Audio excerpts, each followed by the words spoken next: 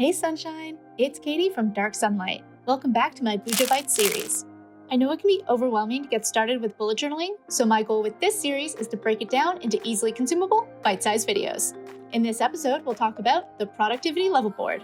I was first introduced to this wonderful bullet journal spread by the Boosted Journal, who created this spread to gamify productivity. I then saw Jashi Corinne, who I will link below, do her own version with a Dutch door in the middle as the key for the symbols, and that really inspired me. From then on, it was an almost permanent feature in my monthly setups. So let me break down how I set this up and how I use it. You'll want to start by defining what types of tasks make you feel productive. You can start by brainstorming on a piece of paper. Write down a big list of every task you do that gives you a sense of accomplishment. Anything from laundry to studying, journaling, meditation, washing the dishes, or even going for a walk. You can keep it as one big list, or you can do like I do and divide it into categories. The categories I personally use are dark sunlight related tasks, my freelance graphic design work, home care, and self-care. Feel free to divide into whatever categories make the most sense to you.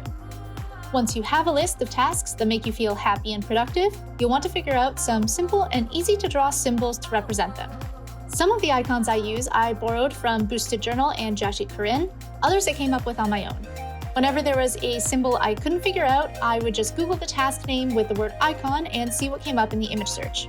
The benefit to dividing your tasks into categories is that you can reuse some symbols and just have a different color for them. You can see here that I use a heart to represent home improvement under the home care category, and I also use a heart for social in the self-care category. That simplifies things for me in just that it's less different symbols to draw and remember. So now that you've essentially created a productivity key, you're going to want to create the tracker itself. To do this, I set up a row for each day of the month and 4 different columns. 3 of the columns will be for the levels 1, 2, and 3, and the 4th column is a place to plan tasks for the day. As you complete a task throughout the day, you fill in a square with the corresponding color and symbol, starting from the left and working your way to the right. As the squares get filled in, you basically advance through the levels just like a video game. You could gamify it even further by rewarding yourself for getting to each level. Maybe a fresh cup of tea for completing level 1, an episode of your fave show at level 2, or a nice refreshing nap after a super productive level 3 day. You can use the plan column for days you know you have a certain task you want to complete, like maybe getting your laundry done every Sunday, or you really need to study for a test. Just add the corresponding symbol to the plan section, and then when you look back, you can see if the planned tasks got done. I've not really been using the plan section as much lately, so in my latest April setup, which if you haven't seen yet, I will link above, I reduced the plan section to 2 columns and added an extra one to the level 3 section. I've been asked before how you tell if you're on track for the day when using this spread, but that's not really how I use it. The simplest answer is that if you have enough tasks filled in to reach level 2 or 3, you probably had a pretty productive day, and that's great. But if you have a day with only 1 or 2 symbols, it doesn't mean it was a bad day or that you should feel bad.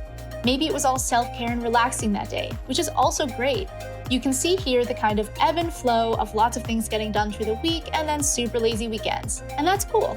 On the other hand, maybe you had a day that was super full of symbols, but they're all in categories other than work. Sometimes I'll get super stressed out because I didn't get done all the work tasks I'd planned to do, but when I look back at this spread, I can see that I did other useful things like home or self-care. So it helps to remind me that the day wasn't a lost cause, it was just a shift in focus. This spread overall is a tool to help reduce my anxiety. I really hope this video helped to clarify a spread that I get lots of questions about, but if you still have any more questions, then don't hesitate to leave a comment below and I'll answer as quickly as I can. If you found this video useful, make sure to hit that subscribe button and click the bell next to it to be notified every time I upload a new video. And also, don't forget to follow me over on Instagram at dark_sunlight. I post more bullet journal content over there, as well as how my bullet journal looks when it's all filled in. That's it for today. As always, thank you so much for watching. Until next time.